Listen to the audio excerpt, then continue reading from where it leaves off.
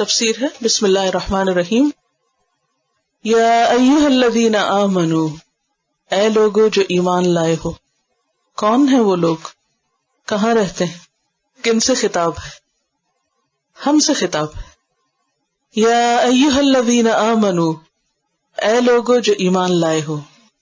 ایمان کے وصف سے یا ایمان کے ساتھ پکارا جا رہا ہے. انسان کے اندر بہت سی صفات ہوتی ہیں، انسان کی پہچان کی بہت سی چیزیں ہوتی ہیں، لیکن یہاں ایمان کے وصف سے خاص طور پر پکارا جا رہا ہے کہ اگر تم مومن ہو تو پھر جو کہا جا رہا ہے اس کی پابندی بھی کرو، اس پر عمل بھی کرو، اس کا تقاضا پورا کرو. یا ایھا الذین آمنوا، ایمان ہم سے کیا تقاضا کرتا ہے؟ کہ جو وہ کہتا ہے اس کو مان لیا جائے، اللہ کی بات مانی جائے.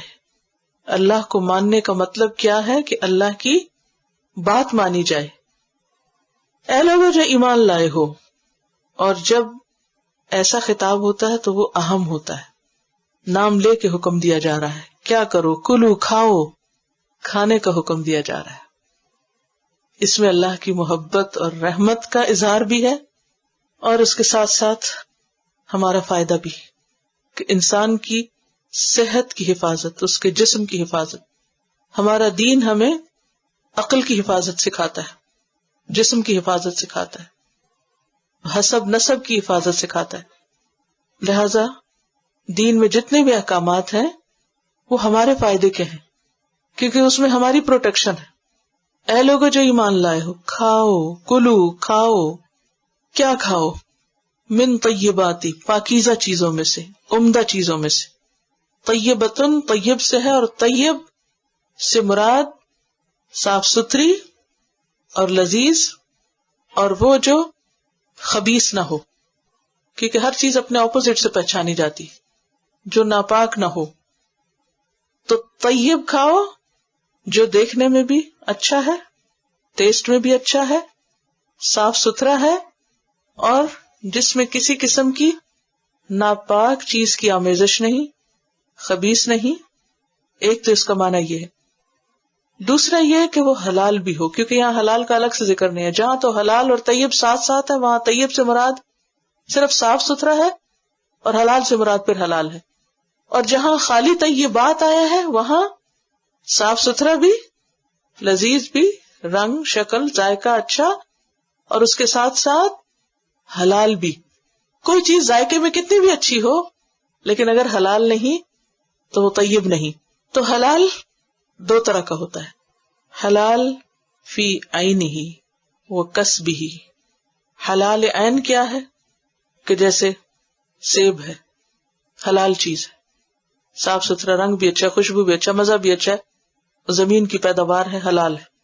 لیکن اگر وہ اس پیسے سے خریدا گیا ہے جو حرام ہے تو پھر وہ طیب نہیں. حلال بالذات بھی ہو اور حلال بالعین بھی ہو، یعنی اس کی کمائی بھی حلال ہو اور اس کی ظاہریت بھی حلال ہو. ما رزقناکم، جو ہم نے رزق دیا تم کو، جو کچھ بھی کھاتے ہیں ہم، وہ سب اللہ کا دیا ہوا ہے. اب آپ کے نہیں، ہم نے تو خود کمایا ہے. جیسے قارون نے کہا تھا انما اوتیتہ علی علم عندی، جو کچھ میرے پاس ہے یہ میرے علم کی وجہ سے ہے میرے پاس. مومن کا عقیدہ کیا ہوتا ہے؟ کہ میرے پاس جو کچھ ہے وہ اللہ کا دیا ہوا ہے. اور انسان تو صرف ذریعہ ہوتا ہے، سبب ہوتا ہے، کہ وہ اگا رہا ہے یا کاٹ رہا ہے یا پکا رہا ہے یا کھلا رہا ہے، وہ تو صرف ذریعہ ہے، دیا تو اللہ نے ہے. تو اس لیے اللہ سبحانہ وتعالیٰ نے خاص طور پر اسے اپنے سے منسوب کیا، ما رزقناکم، جو ہم نے تم کو دیا، تاکہ کچھ کھا پی کر انسان کے اندر شکر کے احساسات پیدا ہوں.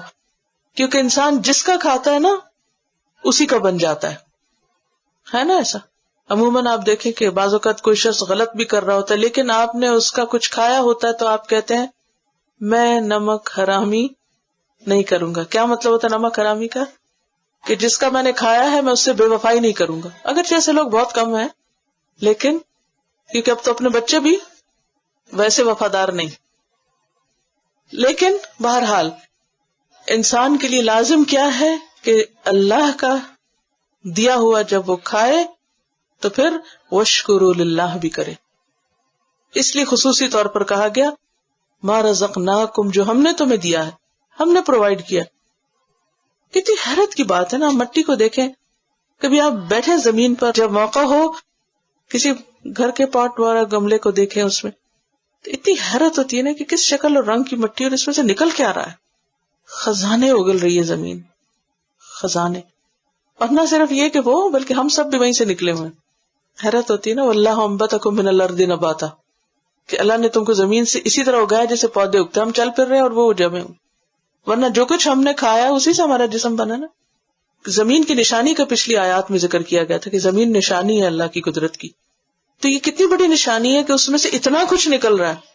کبھی آپ جائیں کسی گروسری شاپ پہ یا فروٹ مارکیٹ میں تو دیکھ کے میں کبھی حیران ہوتی کہ یہ سب زمین سے نکلا ہے، اگایا گیا، اگا ہے. یہ رنگ ذائقہ سب کچھ وہاں بنا ہے. کون ہے کرنے والا؟ وہ ہے ما رزقناکم، ہم نے تم کو رزق دیا. جب انسان اس طرح سوچتا ہے پھر اللہ کی محبت دل میں آتی. اور جب انسان یہ سوچتا ہے یہ فلاں انسان نے بنایا، یہ فلاں جگہ سے خریدا، یہ اس نے کاٹا تھا، یہ اس نے سجایا تھا، تو بس وہ انسانوں میں کھو کے رہ جاتا ہے. واشکروا للہ، اور اللہ کا شکر ادا کرو. اور شکر کیا ہے؟ دل سے اعتراف کہ یہ اللہ نے دیا ہے، زبان سے اس کا ذکر. یہ شکر کا حصہ ہے کہ اللہ نے مجھے یہ دیا ہے. فخر کے طور پر ذکر نہیں، دکھاوے کے طور پر نہیں، بلکہ شکر کے طور پر. کیونکہ بہت سے لوگ ذکر کرتے ہیں اپنی نعمتوں کا، لیکن ساتھ بہت پراؤڈ فیل کر رہے ہوتے ہیں. وہ دراصل اللہ کا شکر اور ذکر نہیں، وہ اپنے کمال بیان کر رہے ہوتے ہیں.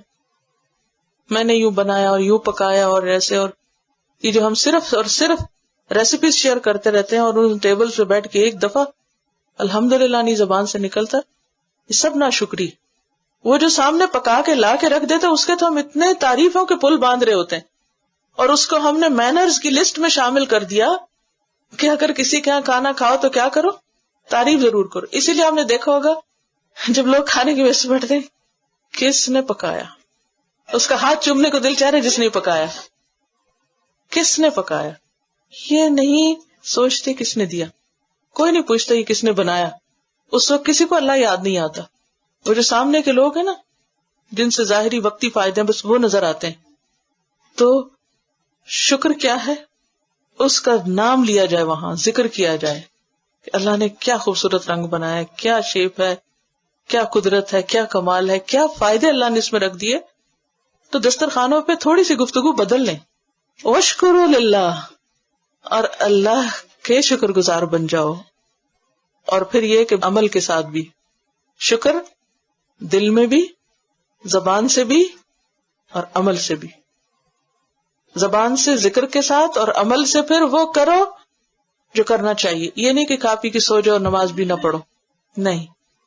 جو کچھ اس کا استعمال کرو پھر واپس اس کی اطاعت پہ، اس کے دین کی خدمت پر لگاؤ بھی. اور وہ کیسا عمل کرو جو پھر اس کو خوش کر دے.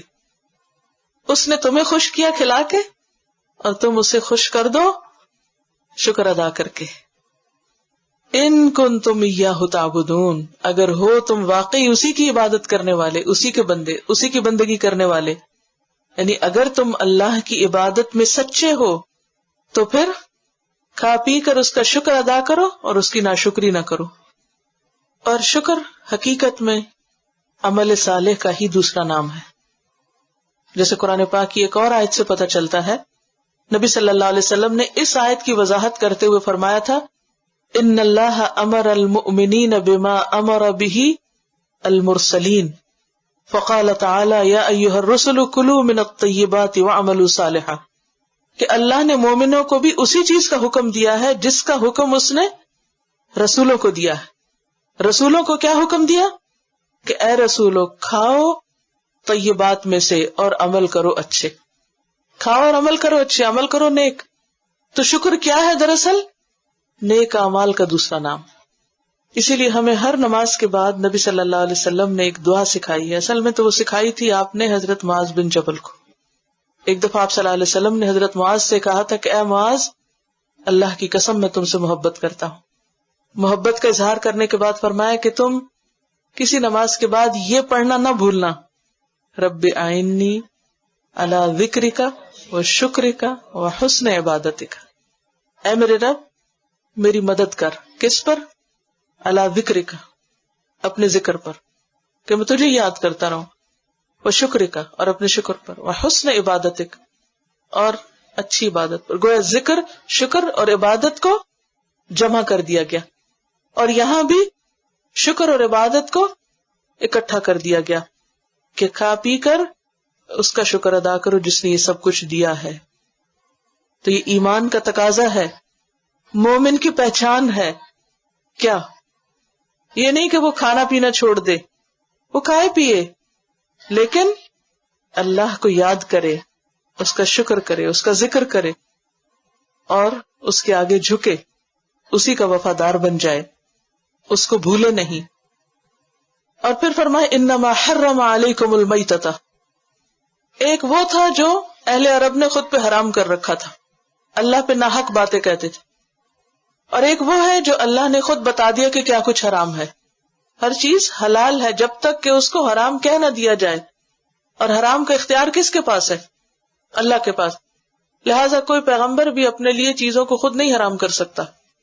اب چونکہ پچھلی آیت میں یہ کہا گیا تھا کہ طیبات حلال ہیں، طیبات کھاؤ پیو، تو پھر سوال یہ پیدا ہوا کہ اچھا کیا طیب نہیں ہے، کیا حلال نہیں ہے، کیا نہ کھائیں؟ تو بتا دیا گیا انما حرم علیکم المیتہ، تم پہ حرام کیا گیا میتہ، مردار، ڈیڈ. مردار کیا ہے؟ نمبر 1 جو خود مر گیا ہو، طبعی موت. نمبر 2 جو ذبح نہ کیا گیا ہو، کسی اور طریقے سے مرا ہو. ذبح کے علاوہ کسی بھی طریقے سے مرنا کیا ہے؟ میتہ. چاہے وہ چوٹ کھا کے، چاہے اوپر سے گر کے، چاہے لڑ کے، کوئی بھی ہو، وہ آگے وضاحت آئے گی. نمبر 3 ذبح تو کیا گیا لیکن خون نہیں نکلا، ایسے طریقے سے ذبح کیا گیا جس میں پورا خون باہر نہیں نکلا، غلط جگہ سے ذبح کر دیا، خون جسم میں ہی رک گیا، وہ بھی مردار کی ضمن میں آتا ہے.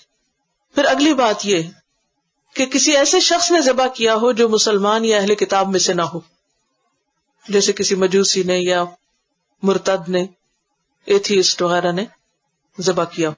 تو یہ ساری چیزیں کس میں آ جاتی ہیں؟ خواہ وہ ذبح بھی ہو لیکن وہ مردار ہی کی قسم ہوگا. اب اگر میں آپ سے امتحان میں پوچھوں تو جواب دے سکیں گے؟ اس کا جواب آنا اس لیے بھی ضروری ہے کہ یہ ہماری روزمرہ زندگی سے متعلق چیزیں، جو خود مر گیا، یا پھر ذبح نہ کیا گیا، یا غیر اللہ کے نام پہ ذبح کیا گیا، یا ذبح کیا گیا تو خون نہیں نکلا، یا کسی غیر اہل کتاب میں سے کسی نے ذبح کیا. تو یہ سب کیا ہے؟ حرام. حرم، اس نے حرام کیا ہے، یہ نہیں کھا سکتے. والدم، دوسری چیز خون. اچھا خون میں کیا حرام ہے؟ بہتا ہوا خون. جو جمع ہوا خون ہے وہ حرام نہیں، جیسے تلی اور کلیجی. حدیث ہے اس کے بارے میں، احلت لنا میتتان و دمانی، ہمارے لیے 2 مردار اور 2 خون حلال کیے گئے. فاما المیتتان فالحوت والجراد، جہاں تک 2 مرداروں کا تعلق ہے تو وہ ٹڈی اور مچھلی ہے. سمندر کا جو کھانا ہے، مچھلی آپ نکالیں تو مر جائے، اسے ذبح نہ بھی کرے تو حلال ہے. اور اسی طرح ٹڈی میں خون نہیں ہوتا، اس لیے وہ مری ہوئی بھی ہو تو حلال ہے. وہ امت دمانی، جہاں تک 2 خونوں کا تعلق ہے تو وہ جمع ہوئے خون ہے. الطحال والکبد، تلی اور کبد، کلیجی. یہ مسند احمد کی روایت ہے. تلی میرے خیال سپلین کو کہتے ہیں. تو بہتا خون حرام ہے. کون سا خون حرام ہے؟ بہتا، جمع ہوا نہیں، جو رگوں میں ذبح کرنے کے بعد، نکالنے کے بعد پھر بھی جو رہ جائے، ہڈی میں رہ جائے، رگوں میں رہ جائے، تلی کی شکل میں یا کلیجی کی شکل میں، وہ حلال ہے. یہ ایکسپشنل چیز بھی ہمیں دین نہیں بتائی ہے. اور کیا حرام ہے؟ وَلَحْمَ الْخِنْزِيرِ، خنزیر کا گوشت. اگرچہ خنزیر کے ساری چیزیں ہی حرام ہے، لیکن لحم کا کیوں ذکر کیا گیا؟ اس کو ذبح کرنے میں مطلوب کیا ہوتا ہے؟ گوشت. خنزیر کا گوشت حرام ہے، کیونکہ عام طور پہ آپ دیکھیں کہ جانور کا گوشت ہی مطلوب ہوتا ہے، اور گوشت کی پھر قسمیں ہوتی ہیں، ہڈی والا یا بغیر ہڈی کے، یا لیگ چاہیے یا کچھ اور چاہیے، جو بھی قسمیں آپ کو سب کو اچھی طرح مجھ سے زیادہ معلوم ہے. میری وضاحت کی ضرورت نہیں. لیکن یہ کسی نے نہیں کہا ہڈی خریدنی ہے اور گوشت والی ہڈی دے دے. کیا کہتے ہڈی والا گوشت دے دے. تو گوشت مانگا جاتا ہے نا, ہڈی تو نہیں مانگی جاتی. تو اس لیے کوئی یہ نہیں کہہ سکتا دیکھو قرآن میں خنزیر کا گوشت حرام ہے, ہڈی آپ بے شک یوز کر لو, یا اس کی سکن یوز کر لو, یا بال یوز کر لو. نہیں, چونکہ جو مطلوب ہے اس کا یہاں پر ذکر کیا گیا, باقی سب تابع ہیں اس کے, سب حرام ہے. اور خاص طور پہ تو پیچھے کھانے کی بات ہو رہی ہے, اس لیے یہاں پر لحم الخنزیر کی بات ہوئی. بالوں کھالوں کی یہاں ضرورت نہیں تھی اس کی وضاحت کی. یہ بات میں کیوں اتنی وضاحت سے کری, کیونکہ لوگ ایسی باتوں میں تعویلیں کرتے. دیکھو کہاں لکھا ہے کہ ہر چیز حرام ہے؟ قرآن میں تو لکھا ہے خنزیر کا گوشت حرام. یہ نہیں دیکھتے کس کانٹیکس میں بات آ رہی ہے, یہ کھانے کے کانٹیکس میں بات آ رہی ہے. اور اگر یہاں ایک لسٹ بنا دے, دیکھو خنزیر کا گوشت بھی حرام ہے, ہڈی بھی حرام, بال بھی حرام ہے, کھال بھی حرام ہے, اس کے ناخن بھی ہے, فلاں, اٹ ڈزنٹ میک سینس. یہ اللہ کی کتاب ہے, یہ کوئی تمہاری کوئی ریسیپی بک تھوڑی ہے. وَلَحْمِ الْخِنزِيرِ, اور خنزیر کا گوشت بھی حرام ہے. وَمَا أُحِلَّ بِهِ لِغَيْرِ اللَّهِ, اور وہ سب بھی حرام ہے جس پر اللہ کے سوا کسی اور کا نام بلند کیا گیا. جیسے عربوں کے ہاں بتوں کا نام لے کر جانور ذبح کرتے, جیسے ہم کہتے ہیں بسم اللہ اللہ اکبر, تو وہ اللہ کا بھی نام لے لیتے تھے اور ساتھ کسی بت کا بھی لے لیتے, یا بعض اوقات صرف بت کا لیتے اور اللہ کا نہیں لیتے.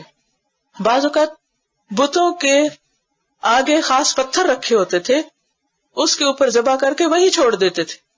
اور بعض اوقات وہاں لے جا کے نہیں, کہیں بھی بیٹھ کے ذبح کرتے, لیکن نیت اور دل میں کیا ہوتا کہ یہ ہم بتوں کی خوشنودی کے لیے ذبح کر رہے ہیں تاکہ وہ اللہ کے یہاں ہماری سفارش کریں. جب ان سے پوچھا جاتا ہے کہ کیوں تم بتوں کی عبادت کرتے ہو, کیونکہ ذبح کرنا, قربانی کرنا, یہ بھی عبادت کا حصہ ہے. اسی لیے ان صلاتی و نسکی کا ذکر صلات کے ساتھ آتا ہے. قربانی جو ہے اسے یہاں صلات کے برابر قرار دیا گیا. وَمَحْيَايَ وَمَمَاتِي لِلَّهِ رَبِّ الْعَالَمِينَ. تو قربانی بھی دراصل کیا عبادت کا ایک حصہ ہے. اسی لیے قرآن مجید میں منع کیا گیا کہ وہ نہ کھاؤ جس پہ اللہ کا نام نہ لیا گیا ہو. کھانا بھی عبادت ہے, اور کھانے کے صحیح طریقے اختیار کرنا بھی عبادت ہے, اور ان طریقوں سے انحراف جو ہے وہ عبادت کے خلاف ہے. تو کیا کھا سکتے ہیں؟ وہ کھا سکتے ہیں جانوروں میں سے جس کو شرعی طریقے پہ ذبح کیا گیا, اور شرعی طریقے پہ ذبح کرنے کے 2 شرائط ہیں. نمبر 1 کہ اس کا خون بہایا گیا ہو. نمبر 2 اس پہ اللہ کا نام لیا گیا ہو. جس کا خون نہ بہایا گیا, خون جسم میں ہی رہ گیا, غلط طریقے سے ذبح کیا گیا, یا اس پہ نہ اللہ کا نام لیا, تو ایسا کھانا بھی حلال نہیں. اور یہ بھی میک شور کرنا چاہیے کہ جو ذبح کرنے والا ہے وہ بھی مسلمان ہے, یا واقعی اہل کتاب میں سے وہ یہ نہ ہو کہ اس کا کوئی بھی دین نہ ہو, اسے زیوم نہ کر لیا گیا ہو کہ وہ اہل کتاب میں سے. نمبر 2 یہ کہ اس پہ اللہ کا نام لیا جائے. تو پھر اگر یہ شرائط پوری ہو جائیں تو پھر وہ گوشت کھا سکتے ہیں, کیونکہ اصل چیز ہے شرائط. ٹھیک ہے نا. وما اہل بہ لغیر اللہ فمن اضطر. اچھا, پھر بعض اوقات بتوں کے علاوہ کسی اور کے نام پر بھی, کسی لیڈر کے نام پہ لوگ بعض اوقات حضرت مسیح کے نام پر ذبح کرتے ہیں, ان کے نام کی قربانی دیتے ہیں. بعض لوگ مسلمانوں میں سے پیر فقیر کے نام کی قربانی کرتے ہیں, اور ان کے مزاروں پہ جا کے قربانی کے بکرے دیتے ہیں, اور وہاں جا کے دیگیں چڑھاتے ہیں. تو یہ سب بھی کس میں آ جاتا ہے؟ اللہ کے سوا کسی اور کی خوشنودی کے لیے, کسی اور کے نام پر, کسی اور کے مزار پہ, کسی اور کے لیے قربان کرنا. خواہ وہ ذبح کریں یا ویسے ہی جا کے وہاں کچھ چڑھاوا چڑھائیں, سب حرام ہے. ایسا ہی حرام ہے جیسے خنزیر اور خون اور مردار حرام ہے. ہاں, ہر چیز میں ایکسیپشن بھی, کیونکہ ہمارا دین آسانی کا دین ہے. انشاءاللہ اس کے آگے بھی ابھی آیات آئیں گی, پھر مزید وضاحت کریں گے. فمن اضطر, تو جو کوئی مجبور کر دیا گیا, جو بے قرار ہو جائے, مجبور ہو جائے, کچھ اور نہ ملے. اور اضطرار کا روٹ کیا ہے؟ ضرر, یعنی جس کو نقصان کا اندیشہ ہو, بیمار ہونے کا یا ہلاک ہونے کا. غیر باغن, وہ اس کا چاہنے والا نہیں, اس کی طلب نہیں, اس کی ڈیزائر نہیں کہ وہ حرام کھائے. ولا عادن, اور نہ وہ ضرورت سے زیادہ کھائے, یعنی بہت پیٹ بھر کے نہ کھائے, صرف جان بچانے کے لیے کھائے.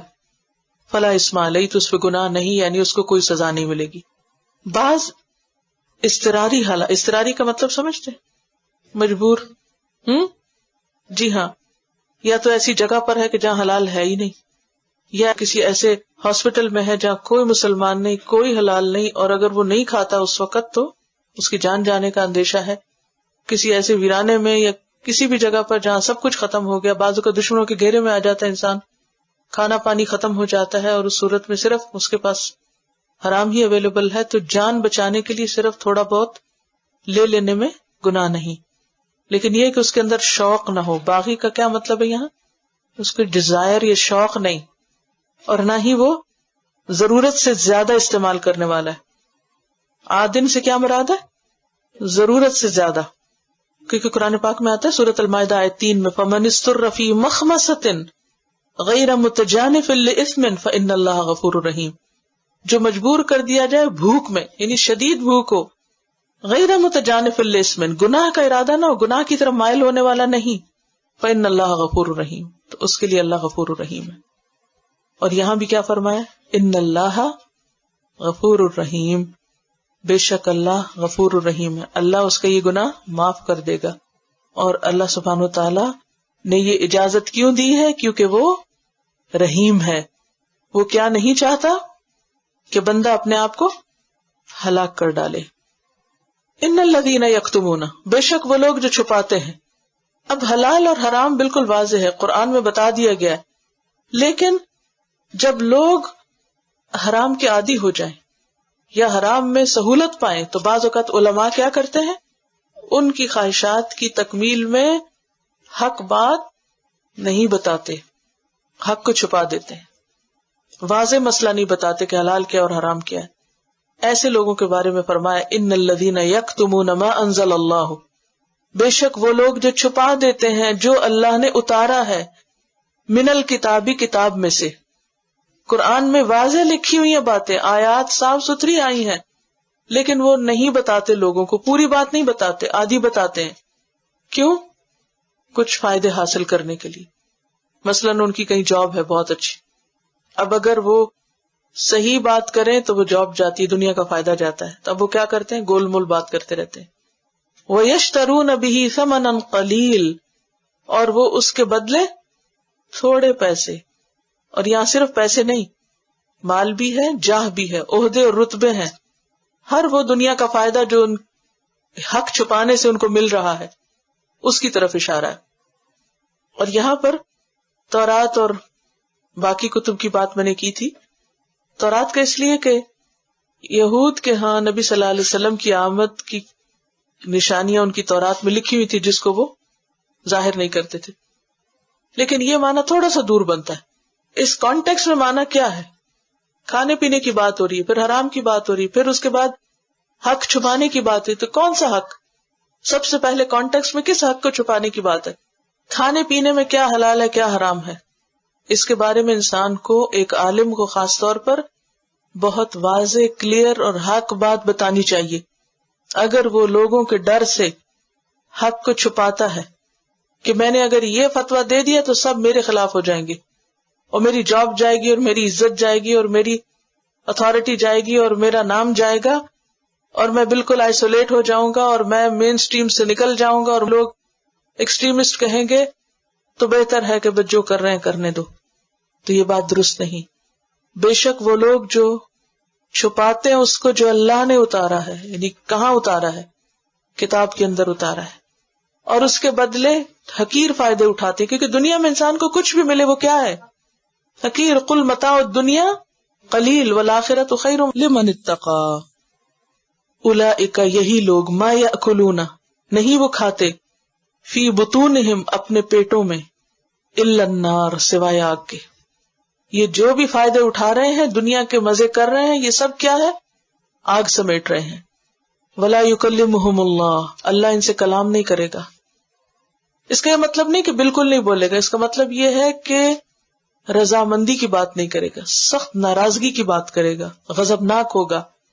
کب؟ یوم القیامہ. اور قیامت کو قیامت کیوں کہتے ہیں؟ یوم یقوم الناس لرب العالمین. ولا یزکیہم، اور ان کو پاک بھی نہیں کرے گا. کیونکہ آپ دیکھیں کہ کسی چیز کو بعض اوقات صاف کرنے کے لیے کیا کیا جاتا ہے؟ آگ میں جلایا جاتا ہے. مثلا سونا کیسے صاف کرتے ہیں؟ پگھلا کے آگ میں جلا کے. اسی طرح کچھ اور چیزیں بھی، ان کی نجاست کیسے دور ہوتی ہے؟ آگ میں جلا کے. یہاں فرمایا کہ ان کو آگ میں ڈالا جائے گا، لیکن ان کو پاک نہیں کیا جائے گا کہ جلا کے پاک کر کے باہر نکال لیا جائے. وَلَهُمْ عَذَابٌ أَلِيمٌ، اور ان کے لیے عذاب ہے دردناک۔ تو اس سے کیا پتہ چلتا ہے کہ حق کو چھپانا شدید ترین جرم ہے۔ کیوں؟ اس لیے کہ میجورٹی ماسز حرام کام کرتے ہیں۔ اب اگر لوگوں کو حلال اور حرام واضح نہیں بتایا جائے گا، کیا ہوگا؟ عوام الناس کیا کریں گے؟ حرام کھاتے رہیں گے۔ جب حرام کھائیں گے ان کے اخلاق بگڑیں گے، جب اخلاق بگڑیں گے ان کی عبادات، ان کا دین، ایمان سب برباد ہو جائے گا، کیونکہ کھانا ہر شخص کی ضرورت ہے اور ہر روز کی ضرورت ہے۔ تو اس لیے یہاں شدید ترین ان کی سزا بتائی گئی ہے۔ تو نمبر 1 کیا بات پتہ چلتی ہے؟ کہ حق کو چھپانا شدید ترین جرم ہے، بہت بڑا جرم ہے، اس پہ معاوضہ حرام ہے۔ لیکن اب سوال یہ پیدا ہوتا ہے کہ کیا اگر حق کو چھپانے پہ معاوضہ لینا حرام ہے، کہاں سے پتہ چل رہا ہے؟ یشترون بہ ثمنا قلیلا، تو کیا حق بیان کرنے پہ معاوضہ لیا جا سکتا ہے؟ کیا دین کو پڑھانے اور سکھانے پہ معاوضہ ہو سکتا ہے؟ ہو سکتا ہے، مگر شرط کے ساتھ۔ شرط کیا ہے؟ نمبر 1 معاوضہ طے نہ کیا جائے کہ تم اتنے پیسے دو گے تو میں تمہیں پڑھاؤں گا، معاوضہ طے نہ ہو، فکس کرنا حرام ہے۔ نمبر 2 یہ کہ بیت المال میں سے ہو، ڈائریکٹ لوگوں کے ہاتھوں سے نہ لیا جائے، یعنی ایک جگہ جمع ہو اور وہاں سے لوگوں کی تنخواہیں مقرر، جیسے حضرت عمر کے دور میں جو قرآن ٹیچرز تھے ان کی تنخواہیں مقرر تھیں، لیکن 1 to 1 بیس پہ لینا منع ہے۔ اور دوسری بات یہ کہ اگر کوئی نہ لینا چاہے تو وہ افضل ترین چیز ہے۔ پھر دوسری بات یہ ہے کہ حق بات کو نشر کرنا چاہیے، اسے لوگوں کے لیے عام کرنا چاہیے، چھپانا نہیں چاہیے۔ چھپانے کی کیا وجہ ہوتی ہے؟ کیا نفسیات ہے؟ کیا سائیکالوجی ہوتی ہے چھپانے کے پیچھے؟ نمبر 1 انسان بخل کی وجہ سے چھپاتا ہے۔ بخل کیا ہوتا ہے؟ سٹنجینس۔ جس طرح مال خرچ کرنے پہ بخل ہوتا ہے نا، کچھ لوگ پیسہ نہیں خرچ کرتے، ہوتا ہے ایسے، کرتے ہیں نا، ایسے ہی علم تو مال سے بھی بڑی دولت ہے۔ تو کچھ لوگ جب علم حاصل کر لیتے ہیں تو وہ کیا نہیں کرتے؟ علم آگے نہیں دیتے، چھپاتے ہیں۔ کیوں؟ کیونکہ اگر ہم نے دوسروں کو سکھا دیا تو یہ تو ہمارے برابر ہو جائیں گے، پھر ہماری جو اتنی عزت بنی ہے اور ہم جو بہت بڑے علامہ مشہور ہیں، پھر ہمارے ساتھ اور بھی پیدا ہو جائیں گے، تو پھر ہماری عزت تو نہ رہے گی، وہ ہماری وہ اہمیت نہیں رہے گی، ہماری وہ امپورٹینس نہیں رہے گی۔ تو وہ اپنے آپ کو اپنا لوہا منوانے کی خاطر کسی اور کو کچھ نہیں سکھاتے، تاکہ سب اندھیرے میں رہیں، بدھو رہیں، اور ہمیں نہ کوئی چیلنج کرے اور نہ ہمیں کوئی پوچھے کہ تم غلط کر رہے ہو۔ کیونکہ جب سب کو پتہ چل جائے گا تو وہ لوگ آپ کو بھی پکڑیں گے، جی جناب آپ ہم کو سکھاتے ہیں تو آپ خود کیا کر رہے ہیں؟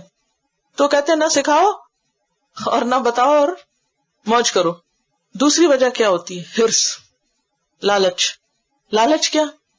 کہ صرف وہاں سکھائیں گے جہاں سے کچھ ملے گا، ویسے نہیں سکھائیں گے، اور انسان اس طرف کو جھک جائے جہاں سے زیادہ معاوضہ ملے۔ ویسے ایک شخص طلبگار ہے، ضرورت مند ہے، اس کو تو انسان اگنور کر دے، اور دوسرا جس سے کچھ فائدہ حاصل ہونا وہ چاہے کم طلبگار ہو اس کے پیچھے جائے لالچ میں۔ تو علم کو مہنگا کر دینا اور علم کو بیچنا اور علم کو محدود کر دینا یہ ایک جرم ہے۔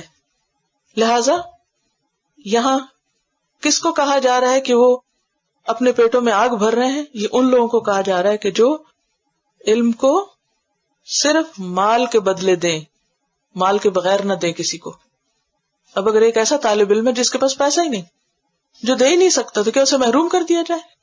یہ جرم ہے۔